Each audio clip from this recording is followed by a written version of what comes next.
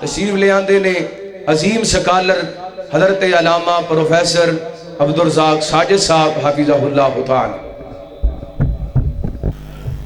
السلام علیکم ورحمۃ اللہ وبرکاتہ۔ نحمدہ ونصلی علی رسولہ الکریم۔ اعوذ باللہ السمیع العلیم من الشیطان الرجیم۔ رب اشرح لی صدری ویسر لی امری واحلل عقدۃ من لسانی یفقہوا قولی۔ حاضرین مجلس، احباب گرامی، اللہ رب العزت نے قرآن مجید کو دنیا کی سب کتابوں پہ جو عظمت، جو فوقیت دی ہے، اس کے کئی اسباب ہیں۔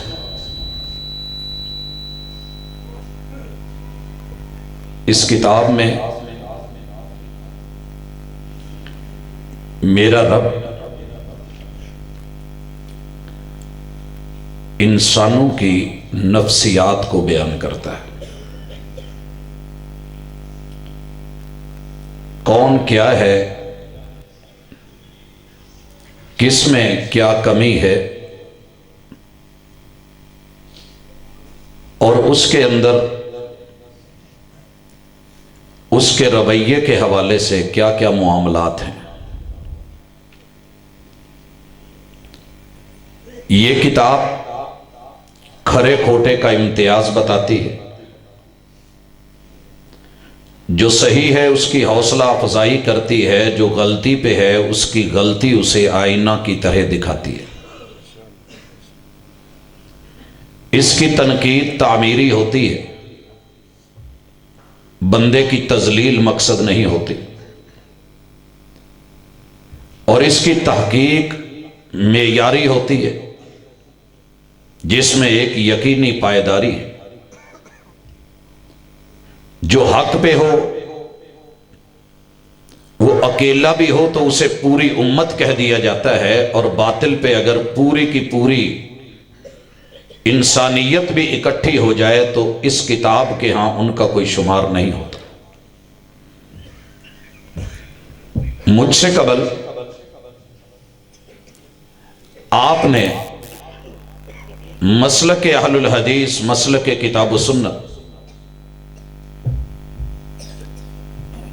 اس کے دلائل کے حوالے سے حقیقتوں کی ترجمانی کو سنا۔ رسول کریم علیہ الصلاۃ والسلام نے فرمایا تھا، ترکتکم علی المحجۃ البیضاء، لوگوں میں تمہیں جس حجت پر، جس دلیل پر، جس سلطان اور جس برہان پہ، جس ایمان اور جس اتقان پہ چھوڑ کے جا رہا ہوں وہ بڑی واضح ہے، روشن ہے، نمایاں ہے۔ لیلھا کنہارھا، جیسے دن کے 12 بجے روشن کتاب کا روشن صفحہ پڑھنا مشکل نہیں ہوتا سورج کی روشنی میں، یہ دلیل ایسی ہے، یہ دین ایسا ہے، شریعت ایسی ہے، وحی ایسی ہے، کتاب ایسی ہے، اور اس کی ترجمان محمد الرسول اللہ صلی اللہ علیہ وسلم کی جناب اور سیرت ایسی ہے کہ اس میں رات کا اندھیرا نہیں ہے، جیسے وہ دن کے 12 بجے روشن ہے وہ رات کے 12 بجے بھی اتنی ہی روشن ہے۔ حضرات، ممکن ہے کوئی شخص اٹھے اور اس کتاب کا مطلب غلط لے لے، لیکن یہ کتاب اپنے بارے میں غلط مطلب لینے والے کو بھی دعوت دیتی ہے۔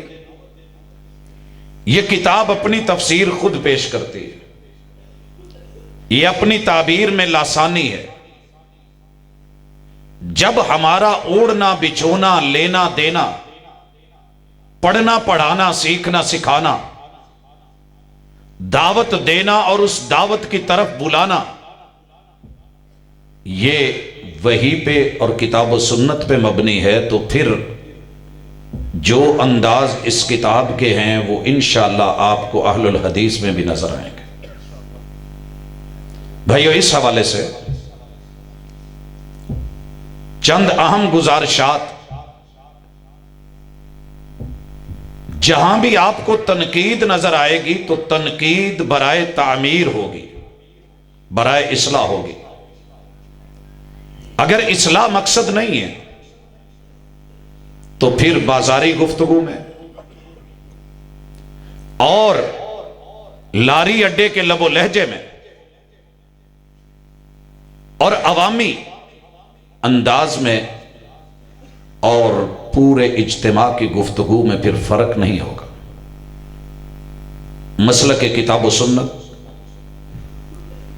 ایک ذمہ داری کا اسٹیج ہے، یہ جھنجھوڑتا بھی ہے، یہ ہلاتا بھی ہے، یہ گرماتا بھی ہے، یہ مانوس بھی کرتا ہے، یہ قریب بھی کرتا ہے، یہ دعوت بھی دیتا ہے، یہ حق بھی سجاتا ہے۔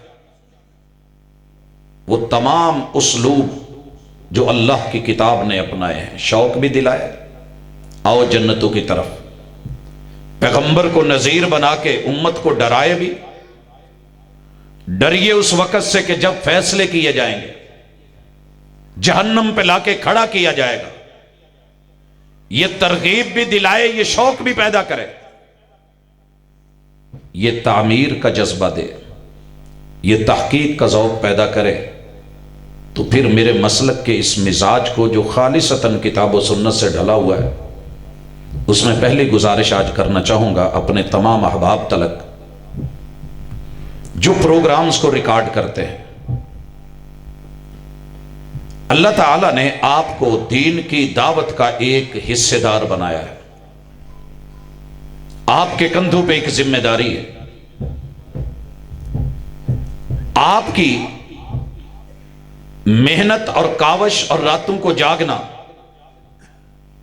بچوں کے رزق کا ذمہ میرے رب نے اٹھایا ہے، وہ انشاءاللہ اس نے آپ یا میں ہوں یا نہ ہوں وہ یتیموں کو بھی پالتا ہے، بلکہ بہترین پالتا ہے۔ الم یجد کا یتیمن فآوا، محبوب آپ کی یتیمی کو سہارے دے کے، ورفعنا لک ذکرک، ہم نے ایسی عظمتوں اور رفتوں سے نہیں نوازا کہ 7 آسمانوں کے پار سدرۃ المنتہا سے ماورا جدھر بھی جائیں کہانیاں آپ کی ہیں، داستانیں آپ کی ہیں، عظمتیں آپ کی۔ دعوت کو کبھی بھی سیاق اور سباق سے ہٹ کے کاٹ کے کوئی کلپ بنا کے جملہ بنانا، یہ ایک بہت بڑی ذمہ داری ہے۔ جیسے قاری کے لیے، حافظ کے لیے کتاب اللہ کے رموز اور اوقاف بڑے اہم ہیں، کہاں وقف کرنا ہے، کہاں رکنا ہے، کہاں پیچھے سے ہٹ کے پھر ملانا ہے۔ اگر زندگی میں کسی بھی دعوت، اور وہ دعوت ہو کتاب و سنت کی، اس کو سیاق اور سباق سے کاٹ کے اس میں لذت یا چاشنی یا اس میں کوئی چارم یا اس کے اندر سسپینس پیدا کرنے کے لیے، سنسنی کے لیے کوئی ہیڈنگ لگے یا سرخی لگے، تو یہ میرا بھائی اس کے کندھے پہ ذمہ داری ہے۔ ہم جس جماعت سے تعلق رکھتے ہیں، امیر سے لے کے عام آدمی تلک اور لیڈر سے لے کے عوام تلک، خطیب سے لے کے مقتدی تلک، تربیت ہی تو ایک چیز ہے جو ہمارے پاس ہے، اس کے علاوہ بچتا کیا ہے؟ اللہ کرے یہ بات ہمیں سمجھ آئے۔ آپ دعوت کا ایک ونگ ہے،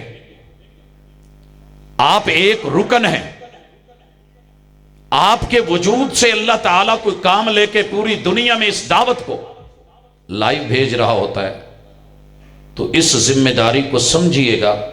حتیٰ کہ میں تو یہ بھی ضروری سمجھتا ہوں کہ اگر آپ کسی کی گفتگو کو ٹاپک دینا چاہتے ہیں، عنوان دینا چاہتے ہیں، تو جس کی گفتگو ہے اس سے پوچھ لیجئے۔ آپ ممکن ہے اس میں رنگ چوکھا بھرنے کے لیے، لوگوں کی توجہ اپنی طرف مبذول کروانے کے لیے، زیادہ سے زیادہ لوگ وزٹ کریں، لائکس ملے، کمنٹس آئیں، اچھی بات ہے، لیکن یہ امانت ہے، اور امانت میں خیانت قیامت کی نشانی ہے۔ یہ نہیں ہونا چاہیے کسی بھی شکل میں۔ گفتگو کی بھی ذمہ داری سے جائے، اگر کہیں کوئی لغزش ہوتی ہے تو اس غلطی کو کاٹا جائے گا، چھوڑا جائے گا، اس سے رجوع کیا جائے، یہ نہیں کہ اسے مزید آگے بڑھایا اور اچھالا جائے۔ یہ بات میں جس تناظر میں کرنا چاہ رہا ہوں وہ بڑی اہم ہے۔ حضرات گرامی، میرے مسلک نے جہاں لوگوں کو ایک ایک مسئلے کے اندر پہچان کروائی ہے کہ یہ صحیح ہے، یہ ثابت ہے، اس کی دلیل ہے، یہ رسول اللہ صلی اللہ علیہ وسلم سے ملتا ہے، یہ ضعیف ہے، یہ موضوع ہے، یہ من گھڑت ہے، یا اس مسئلے کی اساس نہیں، تو قطعاً کسی کو گرانا مقصد نہیں ہے، بلکہ اس بھائی کی ویلیو بڑھانا۔ اگر کسی کے پاس نوٹ 2 نمبر ہے، میں کل ایک جگہ سے آئل چینج کروا رہا تھا، اس آدمی کو بل دے دیا، اس نے نوٹ گن کے رکھ لیے۔ میں نے کہا کہ میں رات جس علاقے سے آیا ہوں، آپ ایک مہربانی کریں ذرا نوٹ چیک کر لیجئے گا، دوبارہ دیکھ لیں، اگر کوئی نوٹ غلط ہوا تو مجھے فون کر لیجئے گا، میں آپ کو تبدیل کر دوں۔ وہ بندہ نا ڈاواں ڈول ہو گیا۔ میں نے اسے کہا کہ یار ایسے کر، مجھے لگ رہا ہے کہ کوئی ایک نوٹ نہ غلط چلا گیا ہے، دوبارہ دیکھ لیں۔ حضرات بندے سے ملنا ہو میں ملوا دیتا ہوں۔ اس نوجوان نے جلدی سے گلہ کھولا، نوٹ نکالے اور دیکھنا شروع کر دیا۔ پتہ نہیں بعد میں کیا دل میں آئی، کہنے لگا جی یہ ہو نہیں سکتا کہ تسی 2 نمبر نوٹ دو۔ میں نے کہا نہیں، میں تو ممکن ہے نہ دوں، لیکن میرے تک تو آ سکتے ہیں، تو دیکھ لے، لگتا ہے کہ کوئی ایک ہے۔ حضرات ایک نوٹ 100 مرتبہ چیک ہوتا ہے۔ میں نے لیا تو دیکھا، نوٹ چیک کیا، میں نے پیٹرول پمپ والے کو دیا تو اس نے چیک کیا، اس نے آگے کسی کو دیا تو چیک کیا۔ چیک کرنے سے مقصد تحقیر یا تنقیص نہیں ہوتی، تحقیق کہ غلط چیز میرے پاس نہ آئے اور موقع پہ دھوکہ نہ دے۔ حضرات اصل موقع قبر ہے، اور اصل موقع موت کے بعد کل قیامت کا دن ہے، جب رب کے سامنے کھڑے ہونا ہے۔ یاد رکھیے، میرے دوستوں نے پچھلے دنوں ایک کلپ دیکھا ہوگا کہ اس میں اذان کے حوالے سے ایک جانی پہچانی شخصیت، لوگ گالیاں دیتے ہیں، میں گالی کا جواب گالی سے نہیں دے سکتا، کیونکہ میرے مصطفیٰ صلی اللہ علیہ وسلم کی دعوت کا مزاج نہیں ہے۔ لوگ جو من میں آئے کہیں، وہ جانی پہچانی شخصیت، دنیا جس کو بابا جی بولے اور باپ بولے، اس شخصیت سے 3 جملے نکلے، ریکارڈنگ مارکیٹ میں آ گئی، وائرل ہوئی، بعد میں فوری جواب آیا کہ نہیں، ایڈیٹنگ کی گئی، اور وہاں جہاں اوپر یہ عبارت چڑھائی گئی، جس بھی ساتھی نے یہ ذمہ داری لی، اس نے پھر گالیاں لکھی، اس پوری ریکارڈنگ کو شروع سے لے کے آخر تلک دیکھا پرکھا گیا۔ ہمارے پاس لیبز موجود ہیں، لیبارٹریز موجود ہیں، فرانزک رپورٹ آ سکتی ہے، کوئی حرج کی بات نہیں، لیکن جو میں سمجھانا چاہ رہا ہوں، زندگی میں اگر کسی کے حوالے سے غلطی ہو جائے، فیصلہ غلط ہو جائے، لفظ غلط نکل جائیں، اور کسی کے بارے میں وضاحت وہ کر دی جائے جو وہ نہیں ہے، تو اس کا معنی مزید غلطی کر کے ڈٹ جانا نہیں ہوتا۔ اگر غلطی ہو گئی ہے تو فوری ایک بیان دے کے، ریکارڈ کروا کے غلطی کو تسلیم کر لینا بڑی بات ہوتی ہے، بڑی بات ہوتی ہے۔ پہلی چیز یہ وہابیاں دی اذان ہے۔ لوگوں یاد رکھنا، میں ابھی تھوڑی دیر میں وقت لینا نہیں چاہ رہا تھا، سید سبطین شاہ صاحب موجود تھے، مہمان ہیں ہمارے، ہمارا فرض ہے کہ ہم اپنا وقت انہیں دیں اور وہ کھل کے اپنی گفتگو کو آپ احباب تلک پہنچائیں۔ لیکن جو چیز ذمہ داری ہے،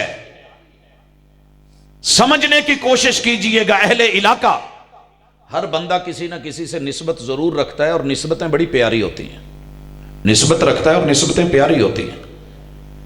ہم کسی کی نسبت کو بلا وجہ برا نہیں کہتے، ہم صرف یہ کہتے ہیں کہ تھوڑا چیک کریں، جیسا کہ نثار صاحب چیک کروا رہے تھے، مزاج اپنا، انداز اپنا، لب و لہجہ اپنا۔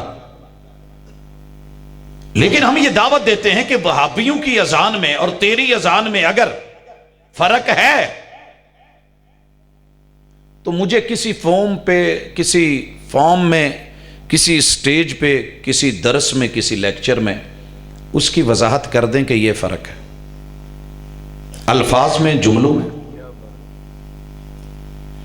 اور اگر یہ فرق ہے کہ دینے والا وہابی ہے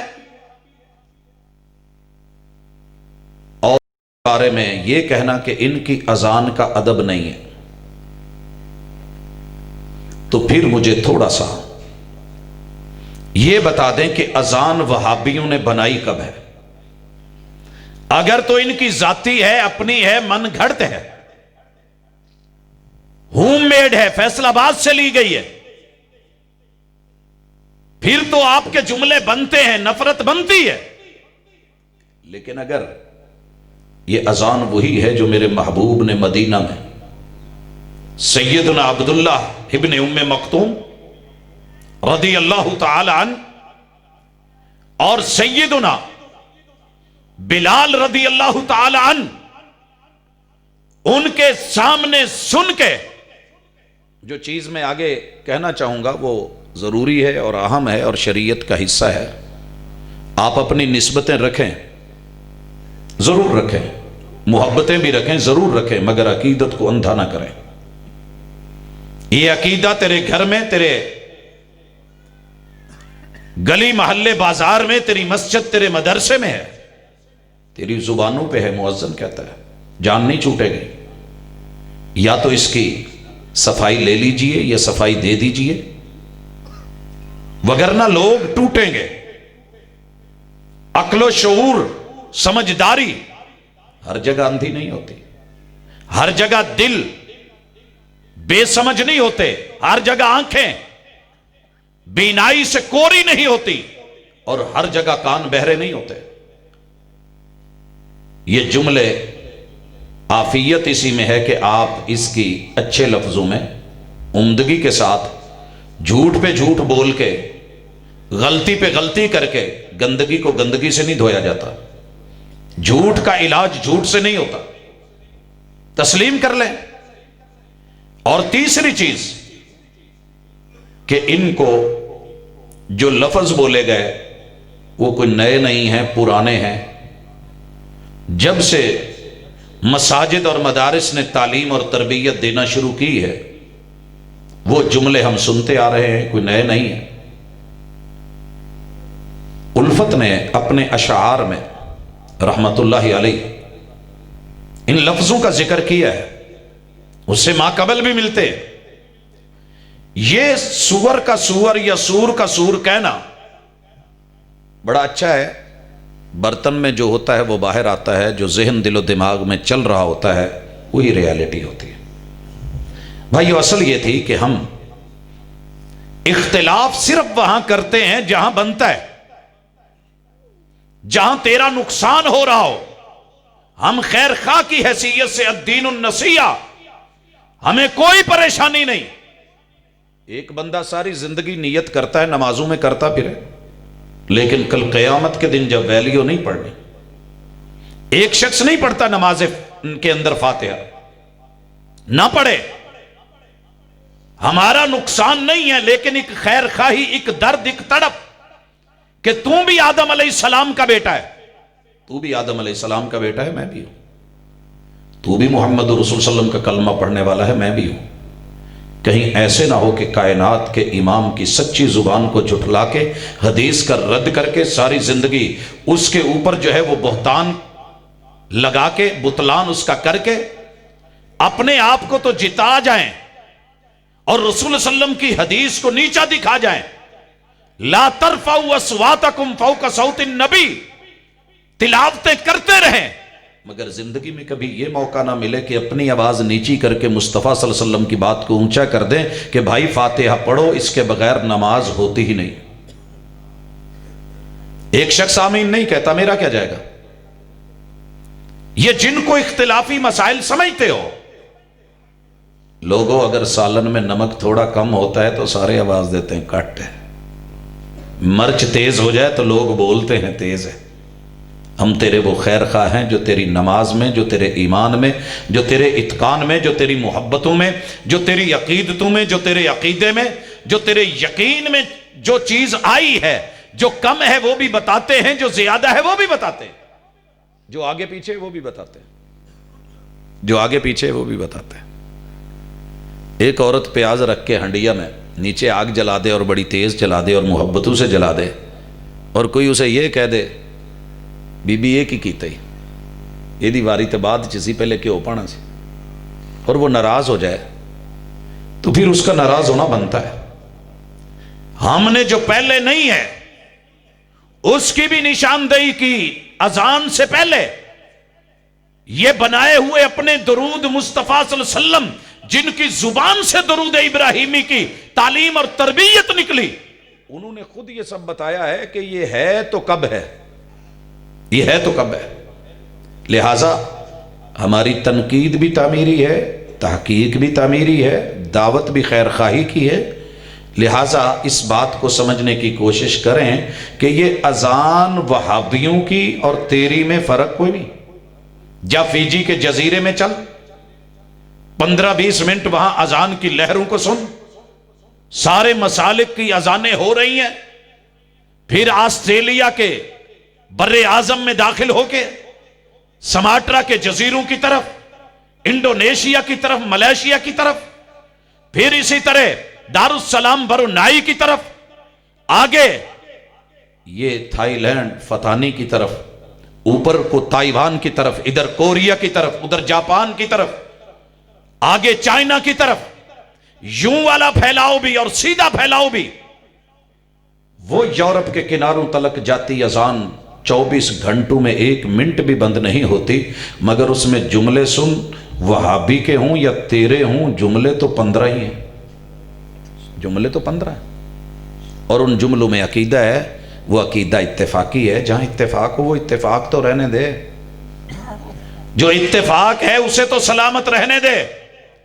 وَاعْتَصِمُوا بِحَبْلِ اللَّهِ جَمِيعًا، اللہ کی رسی آسمان سے اتاری گئی، اور ہم نے مثال کے ذریعے سمجھایا تھا پچھلے دنوں، جب سیلاب کی کیفیتیں جب بھی جہاں جس علاقے میں ہوتی ہیں، لوگ پھنسے ہوتے ہیں تو ہیلی کاپٹر بھیجے جاتے ہیں، ہیلی کاپٹر اوپر سے رسہ پھینکتا ہے، نیچے 4 آدمی کھڑے ہیں، اس رسے کے جو ہے آپ کو بنتی کا پتہ ہے کہ چھوٹی چھوٹی 4 رسیاں، ان کو پھر جو ہے وہ بل چڑھا کے ایک رسہ بنایا جاتا ہے، اس کے کنارے پہ گرا ہوتی ہے، اگر وہ گرا رہے تو انسان کا ہاتھ مضبوطی سے پڑتا ہے، رسہ ٹوٹتا نہیں ہے، ہاتھ سے چھوٹتا نہیں ہے، لیکن اگر ہر بندہ اسی رسے کو کھول کے اپنی ایک چھوٹی باریک رسی، دوسرا اپنی، تیسرا اپنی، چوتھا اپنی پکڑے، گارنٹی نہیں ہے کہ یہ لوگ اوپر چلے جائیں گے۔ اللہ کی رسی وہی کتاب و سنت اتاری گئی ہے، اسے اپنے اپنے امام کی اقتداء میں، رسول اللہ صلی اللہ علیہ وسلم کے فرامین کو، شریعت ثابتہ کو، سنت مطہرہ کو بدلیے مت۔ میں اذان کے صرف جو اتفاقی عقائد ہیں وہ تیرے گھر میں میرے گھر میں ان پہ اشارہ کرنا چاہتا ہوں۔ اللہ اکبر ایک اذان میں وہابی کی ہو، بریلوی کی ہو، دیوبندی کی ہو، سنی کی ہو، چشتی، قادری، سولوردی کی ہو، کسی بھی اس خطے میں نہیں، پوری دنیا میں پائے جانے والے محمد الرسول صلی اللہ علیہ وسلم کے اصحاب کو اور اہل بیت اطہار کو اور محمد الرسول صلی اللہ علیہ وسلم کو نبی ماننے والوں کی اذان میں 6 مرتبہ اللہ کی کبریائی کا عقیدہ پایا جاتا ہے۔ اللہ اکبر 6 دفعہ ہے، 4 دفعہ شروع میں، 2 دفعہ لا الہ الا اللہ سے پہلے۔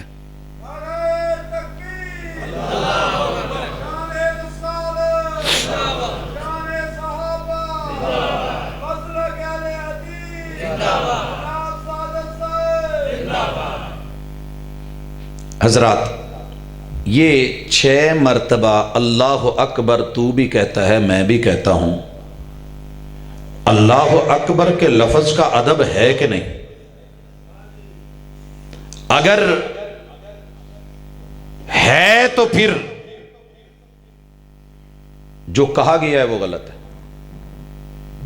ہم نے ہمیشہ دنیا کو ایک ہی عقیدہ دیا ہے کہ اللہ ہی سب سے بڑا ہے، اللہ ہی سب سے بڑا ہے، یعنی تیری زندگی کے جتنے شعبے، حاجتیں، ضرورتیں ہیں، ان میں پوری کرنے والے اللہ نے دنیا میں بڑے وسیلے، بڑے ذریعے رکھے ہیں، لیکن سب سے بڑا تیرے لیے وسیلہ اور ذریعہ اگر کوئی ہے تو اللہ کی ذات ہے۔ اللہ اکبر، کائنات میں جتنی مشکلیں ہیں ٹالنے والا اللہ اور جتنے سکھ دینے والا ہے وہ اکیلا اللہ۔ اور بھی ہوں گے، رب نے بنائے جائز وسیلے، لیکن ان جائز میں بھی سب سے بڑا یقینی اور لازوال رب ذوالجلال کا وسیلہ ہے۔ اللہ اکبر، رب کی ہستی سب سے بڑی ہے۔ اس میں کیا غلط تھا؟ ادب بنتا ہے کہ نہیں؟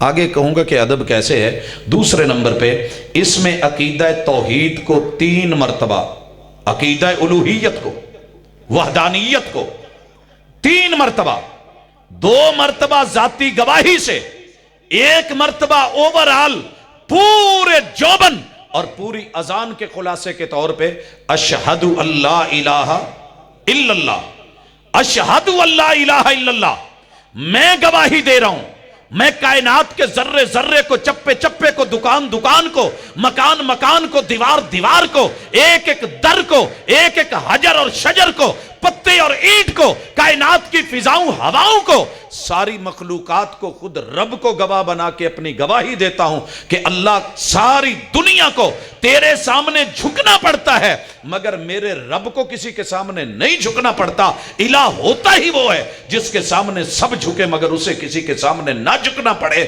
وہ ایک اکیلا اللہ ہے۔ یہ تیرا عقیدہ 2 دفعہ گواہی میں یہاں ہے اور 1 دفعہ آخر میں جا کے لا الہ الا اللہ ہے، یہی میری اذان ہے۔ جملے اس وقت 6 اور 3 9 ہیں۔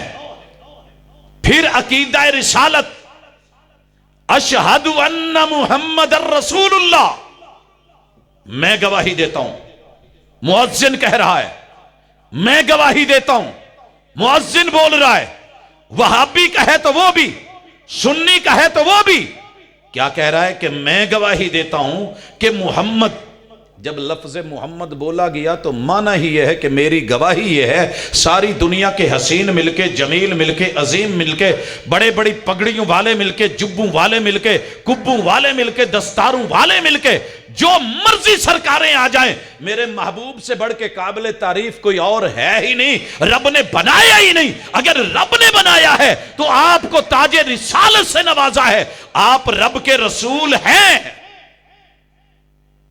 یہ 2 مرتبہ تیرا میرا ایک سانجھا عقیدہ، اور پھر اس کے بعد حی علی الصلاۃ 2 مرتبہ، وہ 6 اور 3 9، اور 2 مرتبہ عقیدہ رسالت 11، اور پھر 2 مرتبہ یہ اعلان کرنا کہ آؤ نماز کی طرف، نماز کی طرف۔ محمد الرسول اللہ صلی اللہ علیہ وسلم کو اگر رب کا رسول اور نمائندہ ماننا ہے، گواہی دے جاؤ۔ اللہ کو وحدہ لا شریک ماننا ہے، آ کے عملی گواہی دے جاؤ۔ سارے کام چھوٹے کر کے اگر رب کو بڑا ماننا ہے، آئیے نماز کے قیام کی طرف، آئیے اس کے اندر رکوع کی طرف، آئیے اس میں سجدے کی طرف، آئیے اس میں تشہد کی طرف، یہ سب آپ بھی کریں، میں بھی کروں۔ حی علی الصلاۃ، یہ بولے گئے الف لام لگا کے کہ آؤ اس خاص نماز کی طرف جس کی طرف جناب بلال، جناب عبداللہ ابن ام مکتوم، جناب سیدنا ابو محذورہ بلایا کرتے تھے، اور پھر اقامت ہوا کرتی تھی۔ محمد الرسول صلی اللہ علیہ وسلم جو جماعت کرواتے تھے، جو نماز مسجد نبوی میں ہوتی تھی، اس نماز کی طرف آؤ۔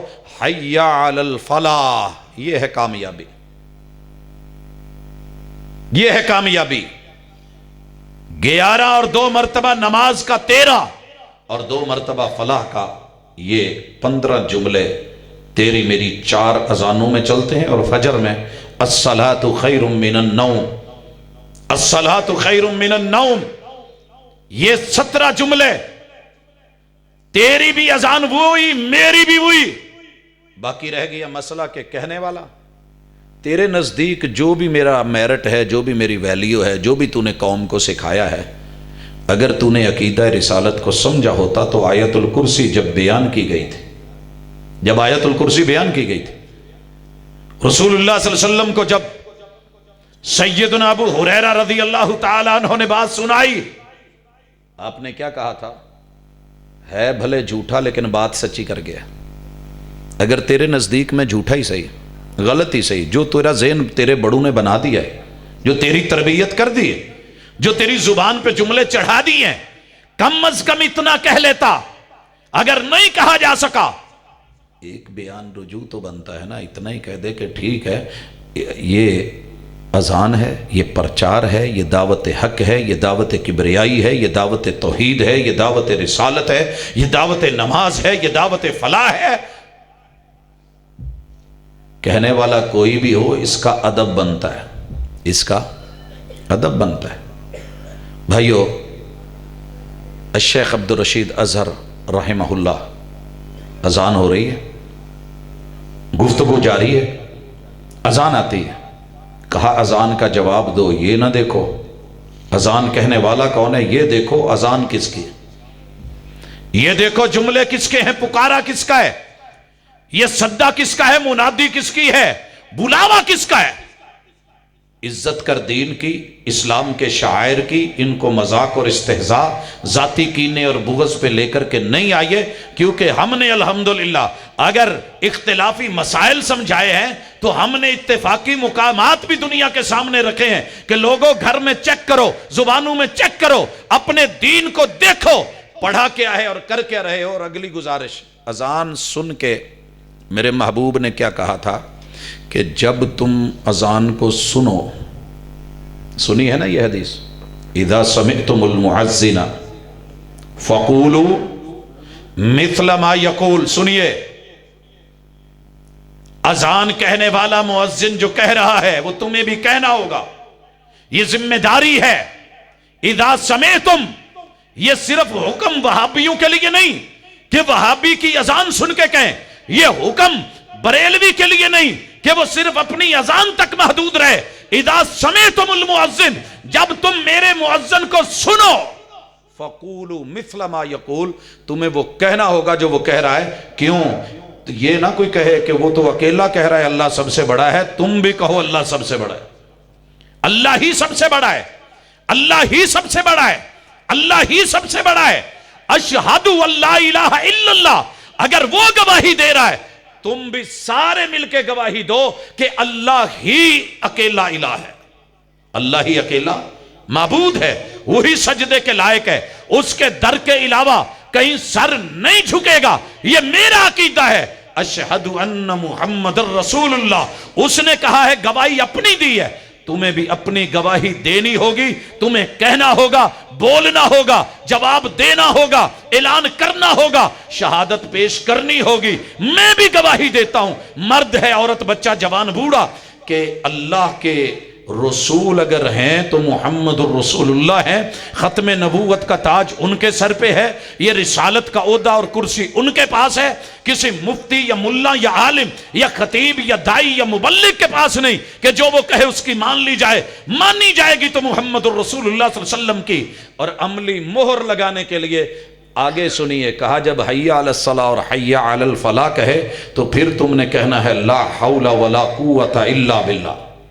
لا حول، ساری دنیا کے شیطان مل کے، لعین مل کے، ابلیس مل کے، راندہ درگاہ بن کے، پرلے درجے کے گھٹیا اللہ اور اس کے رسول سے دور کرنے والے مل کے، میری دکان، میرا مکان، کھیت کھلیان مل کے، میرے کاروبار، میری تجارت، میری ٹریڈ، میری منڈی مل کے، میری آل، میری اولاد، بیوی، ٹی وی مل کے مجھے نماز سے نہیں روک سکتے. حی علی الصلاۃ، تو نے کیا کہنا ہے؟ لا حول ولا قوت، دنیا میں کوئی طاقت مجھے بدل نہیں سکتی، میری سوچ نہیں بدل سکتی، عقیدے کو بدل نہیں سکتی، اور میری دکان کو بند کر کے، شٹل کو ڈاؤن کر کے میں اگر آ سکتا ہوں تو یہ طاقت مجھے اللہ کے علاوہ کوئی اور مہیا نہیں کر سکتا. اور یہی اصل کامیابی ہے جو 10-15 منٹ کا سفر ہے. لوگ کہتے ہیں وقت ضائع ہو گیا، یہ پیک کا ٹائم، کاروبار کا ٹائم.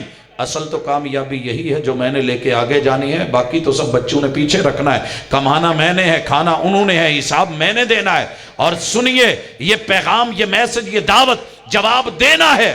اور پھر سن، محمد رسول صلی اللہ علیہ وسلم نے مسئلے نتار دیے. کیا کہا کہ جو بندہ اذان سن کے جواب دیتا ہے اور میرے لیے وسیلہ مانگتا ہے، میرے لیے وسیلہ، یہ دیکھ اتفاقی دعوت. کہاں کھڑا ہے تو؟ کن کے توسل، کن کے طفیل کی بات کر رہا ہے جو خود کہہ رہے ہیں یہ بندہ اذان کا جواب دیتا ہے. اذان کس کی ہے؟ جواب مل گیا. اللہم رب ہذہ الدعوت التامہ، یہ مکمل دعوت ہے، اور اس مکمل دعوت کا رب اللہ ہے، بندہ نہیں ہے. یہ وہابیوں کی اذان نہیں ہے، یہ سنیوں کی نہیں ہے. یہ اذان، یہ پیغام، یہ دعوت رب کی. اللہم رب ہذہ الدعوت التامہ، اللہ تیری اس دعوت کے بعد والصلاۃ القائمہ، نمازوں کا قیام ہونا، رکوع ہونا، سجود ہونا، تشہد ہونے، اور اس میں تیری ثنا، تیری کبریائی، تیری الوہیت کا بیان ہونا. اللہم رب ہذہ الدعوت التامہ والصلاۃ القائمہ آتی محمدا الوسیلہ. اللہ میں سفارش کر رہا ہوں، میں دعا مانگ رہا ہوں، میں التماس کر رہا ہوں، میں استدعا کر رہا ہوں، میں ترلا کر رہا ہوں. اللہ میں کہہ رہا ہوں، میرا سوال یہ ہے، میں سوالی بن کے کہہ رہا ہوں، محمد الرسول اللہ صلی اللہ علیہ وسلم کو وسیلہ عطا فرما. آتی محمد الوسیلۃ والفضیلہ، اللہ وہ فضیلت عطا فرما. وابعثہ مقاما محمودا، کہ وہ مقام محمود جو پوری کائنات میں صرف تیرے ایک بندے کو ملنا ہے، وہ میرے محبوب نبی محمد الرسول اللہ صلی اللہ علیہ وسلم کو عطا فرما. میرے اوپر درود بھیجتا ہے، درود ابراہیمی، محبوب نے پڑھ کے سنایا، یہ پڑھتا ہے. اس بندے کے لیے کل قیامت کے دن میری شفاعت واجب ہو جائے گی. ہے کہیں تھوڑی سی بھی ادھر ادھر کی جھول یا اس میں تول میں کمی ہو؟ درود پڑھنا ہے. کب پڑھنا ہے؟ بعد میں، پہلے نہیں. کون سا پڑھنا ہے؟ جو مصطفیٰ صلی اللہ علیہ وسلم نے دیا ہے، جو آپ نے پسند کیا ہے. محبوب کے لیے دعا کرنی ہے، وسیلہ مانگنا ہے، فضیلت کا سوال ہے، اور مقام محمود کا سوال ہے. یہ تو کر کے دیکھ. یہ تو سب کو حکم تھا. اب صفائیاں اور گواہیاں دے کے جھوٹ بولنے کے چکر میں گالی پہ گالی، گندگی پہ گندگی پھیلانے سے کہیں بہتر ہے کہ جو مقام اتفاق ہو اس اتفاق کو مان کے بال کافروں کے کوٹ میں رکھیے. اگر رسالت کے لیے لڑنا ہے اور میرے محبوب کی ناموس کے لیے اٹھنا ہے اور ختم نبوت کے لیے جاگنا ہے تو رسول اللہ صلی اللہ علیہ وسلم کی دعوت کو، مزاج کو استہزاء کا نشانہ مت بنائیے. پھر فرانس کے ان گماشتوں میں اور تیرے میرے میں کیا فرق رہ جائے گا؟ جڑ جائیے، غیروں سے ملنا چھوڑیے، اپنوں سے کٹنا چھوڑیے، ان کو بڑھانا چھوڑیے، اپنوں سے کٹنا اور گھٹنا، ان کو گھٹانا چھوڑیے. یہ اصل کامیابی ہے کہ دلیل کو عزت دیجیے، سنت کو عزت دیجیے، اور حق کو اپنانے میں شرم نہیں ہونی چاہیے، رجوع ہونا چاہیے. یہ دعوت ہے. باقی رہ گئی گالیاں، وہ تجھے مبارک، وہ تجھے مبارک، وہ جس کے نصیبے میں ہے رہیں.